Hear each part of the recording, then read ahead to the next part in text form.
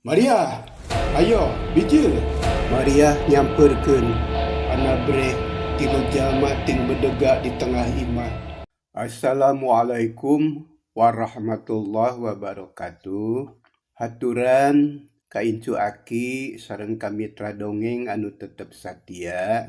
Urang neraskeun hanca dongeng dina dinten ieu medar carios Rusiah Tanah Warisan bagian anu ka-28. Carios anu katunda ku sabana anu keur bingung ku ayana kajadian aheng di Imah Maria nya nanya ka Pak RT anu sarua keur colohok heran. Kumaha terasna ieu carios? Sumangga nyangakeun dongengna.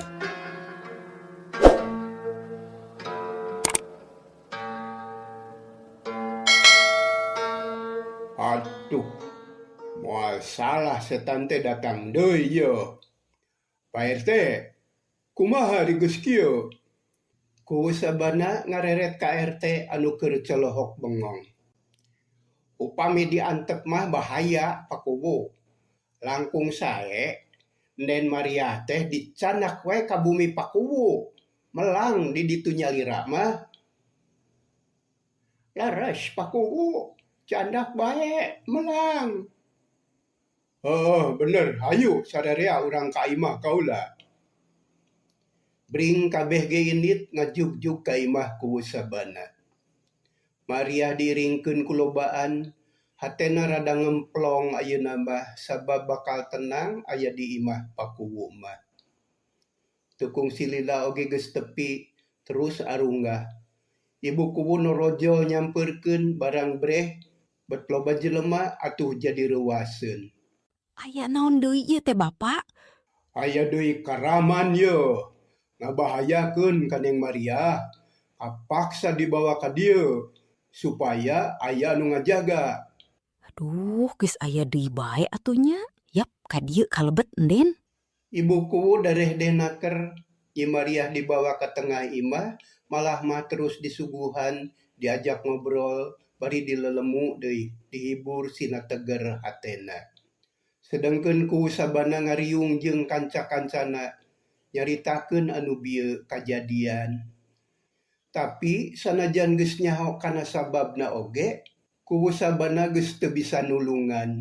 Sabab anu jahatna memang gagah tur sakti lain lawaneun manehna. Ayeuna mah kieu bae. Keun ulah dilawan, sabab lain lawaneun urang. Ngan urang kudu waspada.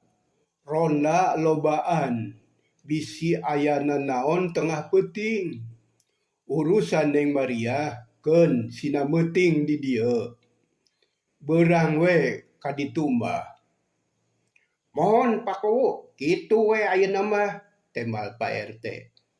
Ngan kade ieu, ronda ulah kosong. Keun urang giatkeun deui pakuwu, urang tamihan, gampil. Temal Pak RT deui. Saterusna kubu sabana jeung kanca-kancana ngobrol ngaler ngidul. Saware deui mah nungtutan badalik ka imahna.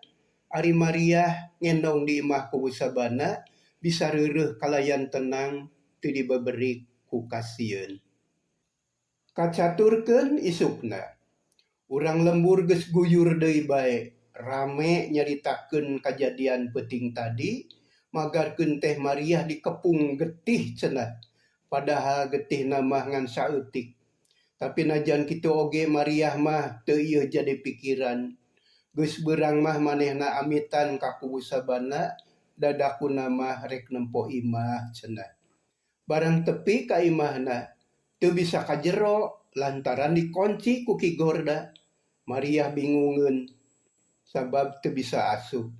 Nya kapaksa menta tulung kanu ngaliwat pikeun muka panto.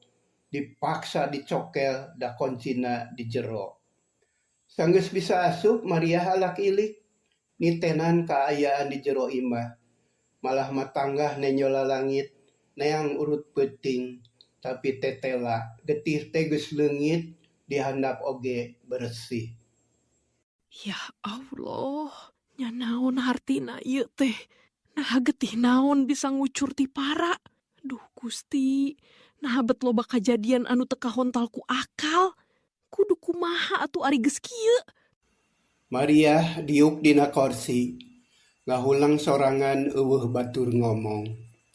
Tapi ras deui inget kana amanat salakina, jaba inget kana papatah aki tunggu. Hate Maria tetek deui, tuluy ngaleos ka pawon, manehna perlu barang dahar sangkan awakna aya tanaga. Tanaga dibutuhkeun pikeun neangan nu jadi anak. Kirawanci pecat sawed, beral deui miang neangan Ahmad jeung Esti. Tapi parat nepi ka magrib teu manggih tapak-tapakna acan. Atuh terus balik deui, kitu jeung kitu we saban poe bari jeung teu mawa hasil. Nya nepi ka hiji mangsa, Maria ngarasa bosen. Akhirna pasrah. Anakna diikhlaskeun sarta seren sumeren kanu Maha Kawasa. Rek kitu rek kieu oge kumaha behna bae. Niatna geus buleud, rek cicing di imah ngolah pakaya ditinggal salakina. Tapi dina hiji poe, Ki Gorda jeung dua anak buahna nyatana dirajeng sabda datang berang-berang. Geus teu make tergos jeung teu make susulumputan deui, tapi terang-terangan. Ting jaligrah ka imah, lajag-lejeg nulak cangkeng, haok Ki Gorda nyentak. Maria, Maria, di mana sia teh, ha? Hayo, bijil. Lamun teu bijil ieu imah diduruk ku aing. Gebeg Maria ngarenya geruas. Harita teh manehna keur beberes di pawon, gancang norojol nyampeurkeun kanu nyalukan. Ana breh 3 jalma ting bedega di tengah imah, paromana pikasieun. Saha Andika teh? Datang-datang bet gogorowokan. Tong api-api sia, aing geus mineng ka dieu, pirah kurek poho deui, lamun api-api salilana dicekek sia ku aing. Nya, naon dosa kuring? Dosa sia mantangul, teu nurut kana parentah aing. Ayeuna kasabaran aing geus beak, eueuh sesana pisan. Sia kudu init ayeuna pisan, kudu turun ti imah. Kajaba lamun hayang dikubur di dieu. Tah, kitu. Ngarti? Maria ngahulang. Geus lain sakali ngadenge ancaman kitu teh. Tapi asa berat ari kudu ninggalkeun imah mah.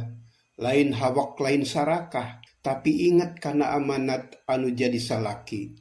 Manehna geus nekad rek miara eta imah, susuganan awal akhir anakna daratang deui. Tapi sabot ngahulang kitu, dirajeng sabda ngalugas bedog, katara seseukeutna ting gurilap matak paur.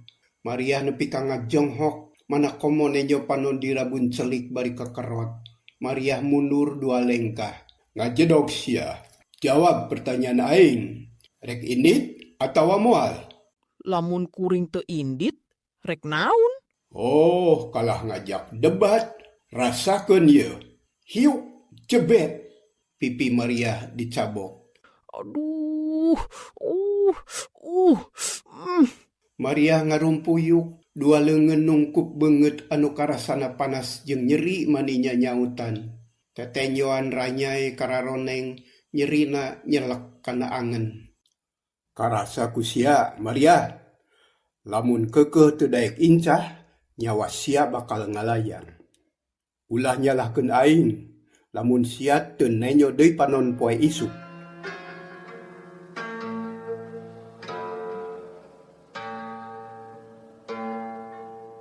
Maria teu nembalan, kalah ngudupung nyuuh ngararasakeun ka nyeri. Jekuk ditajong bujurna, gulipak, blak nangkarak. Barang rek cengkat deui, jek kana dada aya nu nincak, dampal suku anu jebrag geus ngadedet, amekan nepi ka eungap. Maria teu bisa hojah, beungeutna nepi ka sepa. Ieu anu pamungkas deuleu. Lamun sia masih keneh teu indit ti imah ieu, nyawa bakal papisah jeung raga. Awas, omongan aing lain ngan ukur nyingsieunan, tapi bakal kajadian. Geus ngomong kitu, Ki Gorda jeung anak buahna ngaleos indit.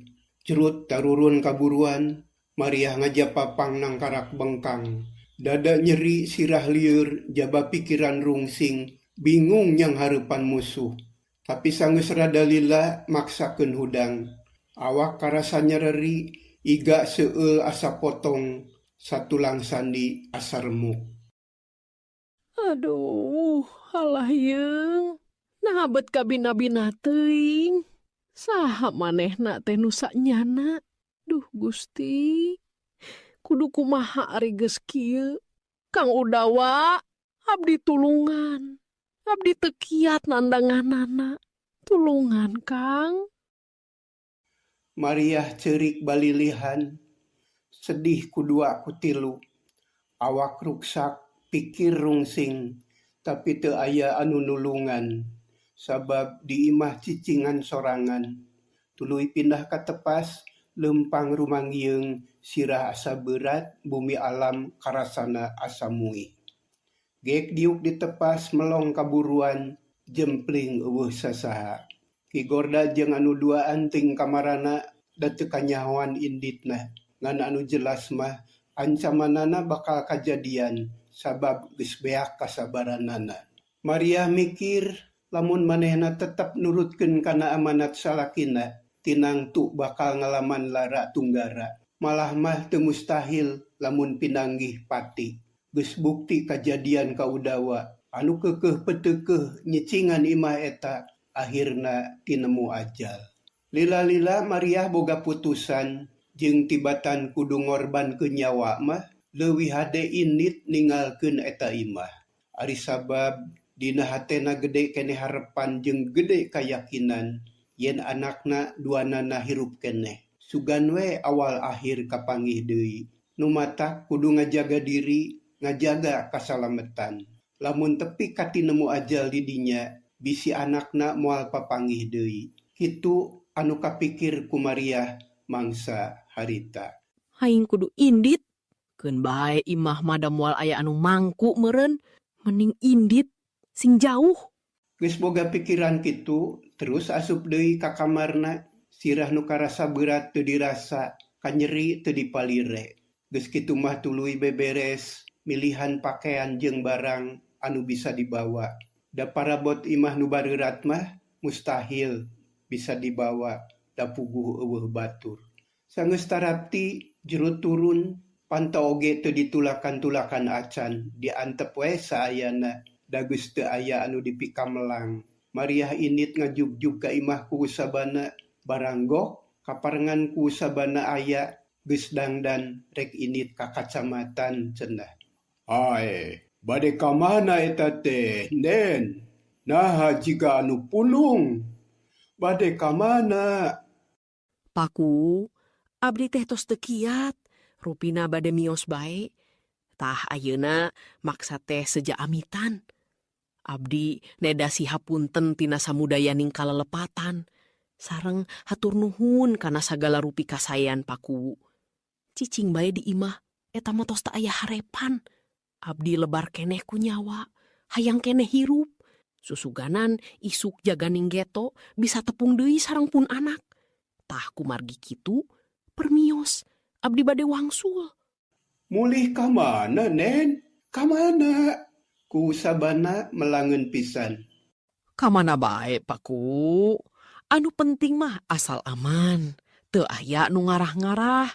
Hapunten weh, abdi moal nyebatkeun ka mana-mana mak. Margi aya keneh anu ngakalakeun ka abdi. Aya keneh anu miharep sangkan abdi binasa. Numawi bade dirusiahkeun moal wawartos ka sasaha.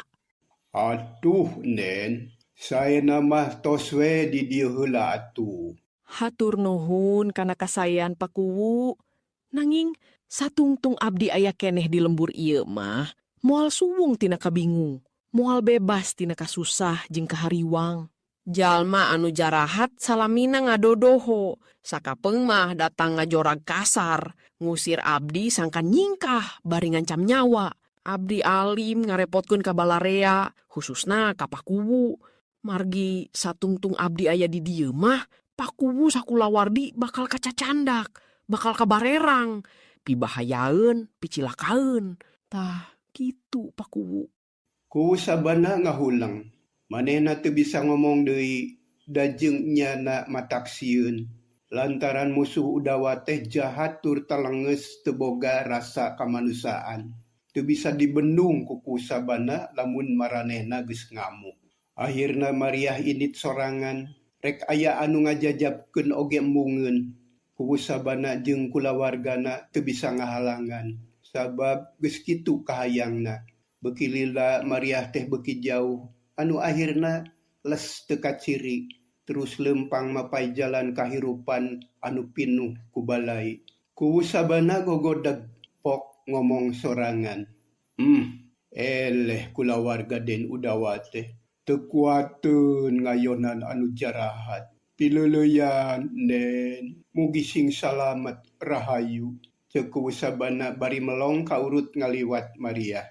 Bapak, kumaha atuh imahna? Mangkaning parabotna mani loba deui.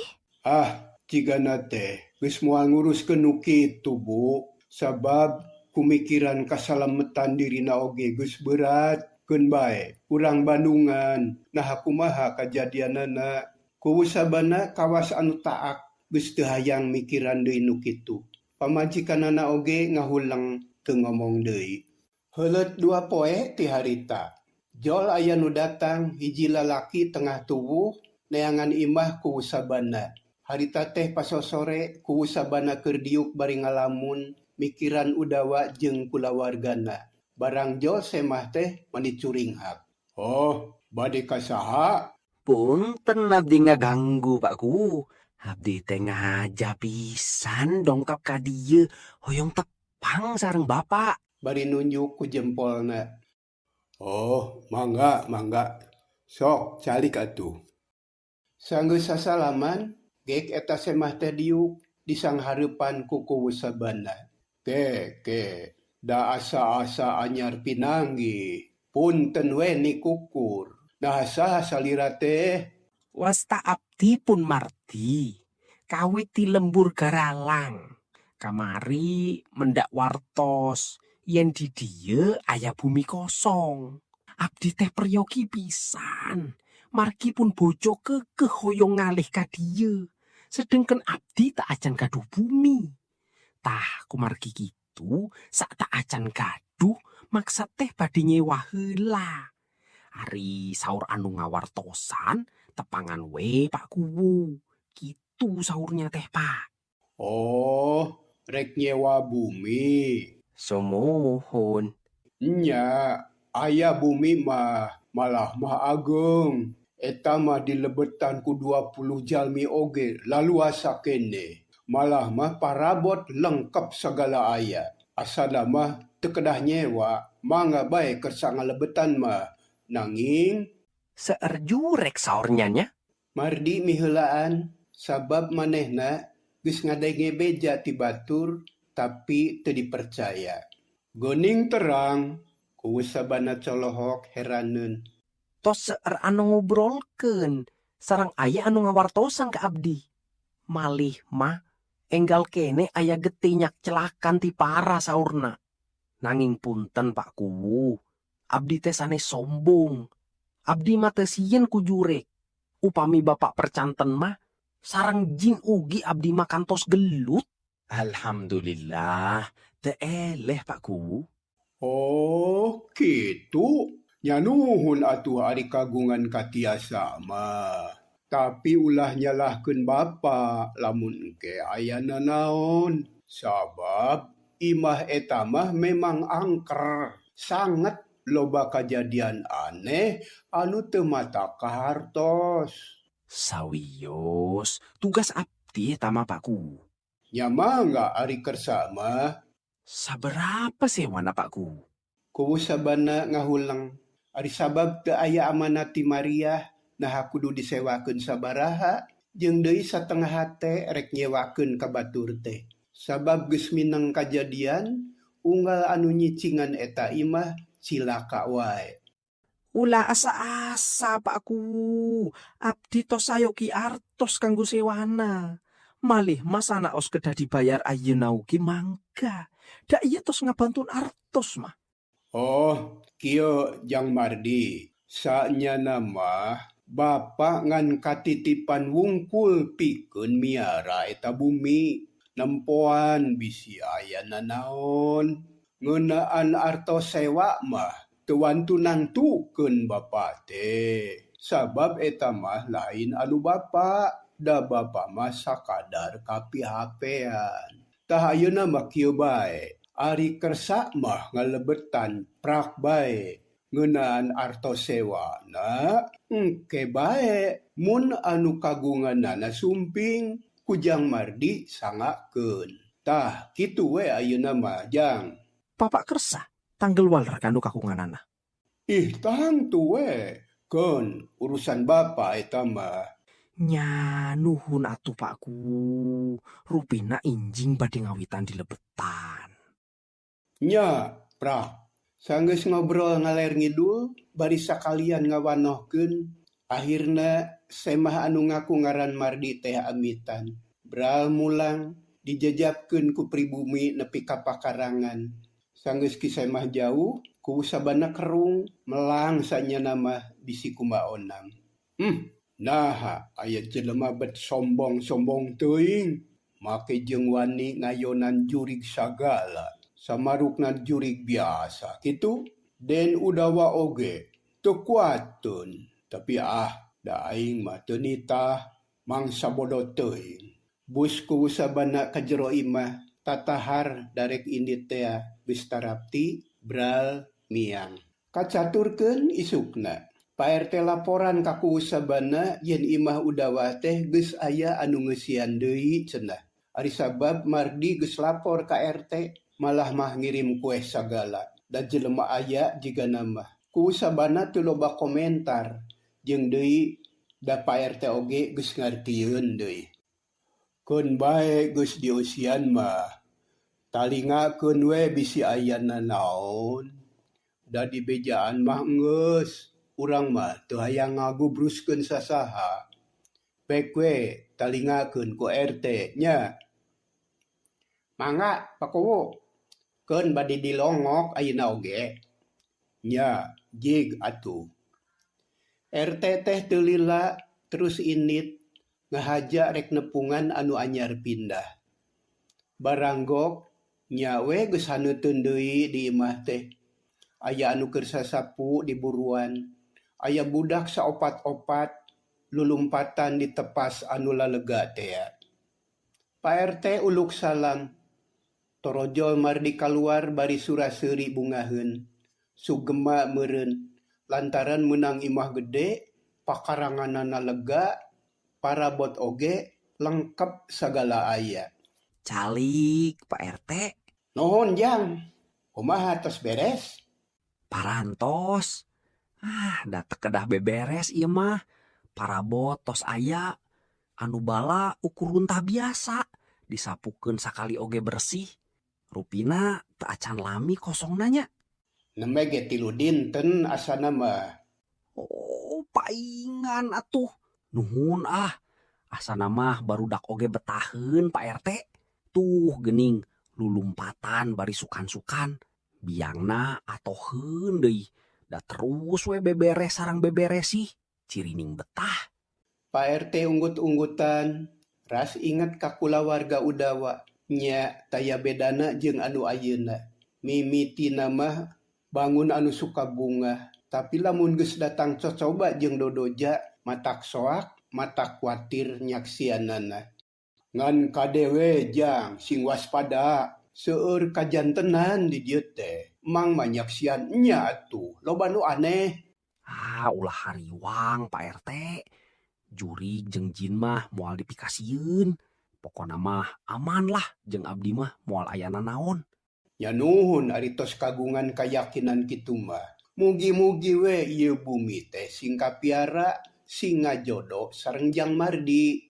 Hatur nuhun Pak RT. Mak, nanda cai atuh ka dieu. Rokokna sekalian. Aya Pak RT ye. Tekung silila sora anu nyuguhan. Pamajikan Mardi anu mawana bari sakalian silaturahmi ngawanohkeun. Ngobrol sakedeung terus ka jero deui dadakuna mah keur beberes cenah. Pak RT mepelingan kamardi kudu kitu kudu kieu cenah ngarah teu loba gogoda. Kudu milu ngaronda ngarah aya anu ngabantu lamun aya nanaon. Mardi kacida nganuhunkeunana kana pepeling ti Pak RT. Ngan tetep tembong sombongna magarkeun teh. Ku juri jeung jin mah teu sieun manehna mah. Akhirna Pak RT teh amitan terus balik. Ari Mardi geus eueuh semah mah luntang lantung di pipir imah nitenan kaayaan sabudeureunana. Dina hatena muji kanu boga imah sabab imah teh salian ti gede tur waweg agreng deui. Tangtu anu bogana oge jelema beunghar kitu taksiran Mardi teh.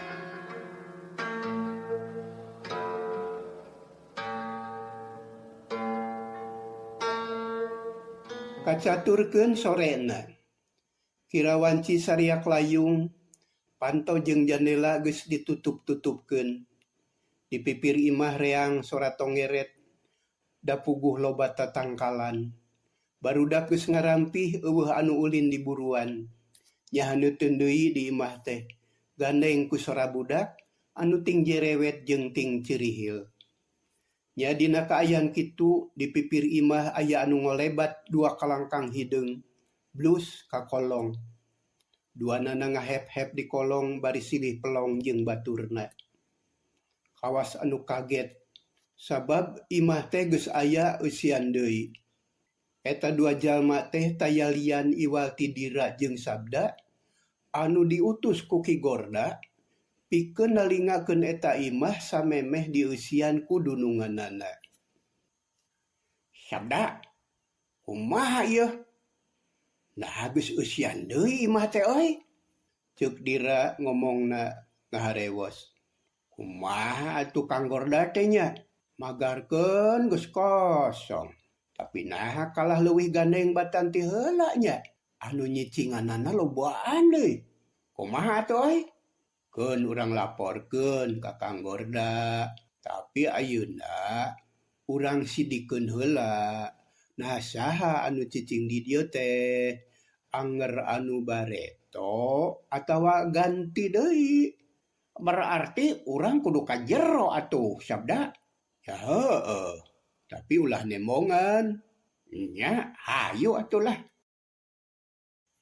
Dira jeung Sabda tingkarayap neangan liang Rusia. Barang geus tepi terus naong heula ka jero. Breh Mardi sakulawarga keur ngariung di ruang tengah. Katara bangun gumbira naker. Caang ngebrak nyeungeut lampu gantung. Tapi Dira jeung Sabda geus tuman asup ka dinya. Kalayan demit ngelemet ka jero. Kolebat blus ka kamar paranti sare. Barang geus tepi, spray geus bersih, eta kamar geus meunang meresan, rapih pika betaheun. Wah, ganti deui jelemana yeuh, Sabda. Keun bae, urang ganggu sina soakeun. Tah nyumput di kolong ranjang. Blus duanana ka kolong ranjang, nungguan anak Mardi kadinya. Tapi kacida keselna lila naker rek ka jero kamar teh. Tapi di luar geus mimiti poek, gaang jeung jangkrik di sarada patembalan jeung baturna. Akhirna, bus aya nu ka jero anak Mardi duaan. Capek cenah hayang sare. Anu duaan deui mah diuk keneh jeung indung bapana ngobrol di tengah imah. Ari nu geus ka kamar budak laleutik keneh, umur 6 tahun saurang, 8 tahun saurang lalaki wungkul. Dira noel ka Sabda, anu ditoel mere isyarat sangkan tetep cicing nungguan sarena budak. Dira ngaharewos. Sirep atuh. Nya. Urang sirep. Sabda inget ayeuna mah gancang manehna ngawatek aji sirep. Puguh bae matih naker da puguh ti kadeuketan, jaba anu disirepna teh budak nu geus tuluh deui. Atuh nya matih pisan sirep teh.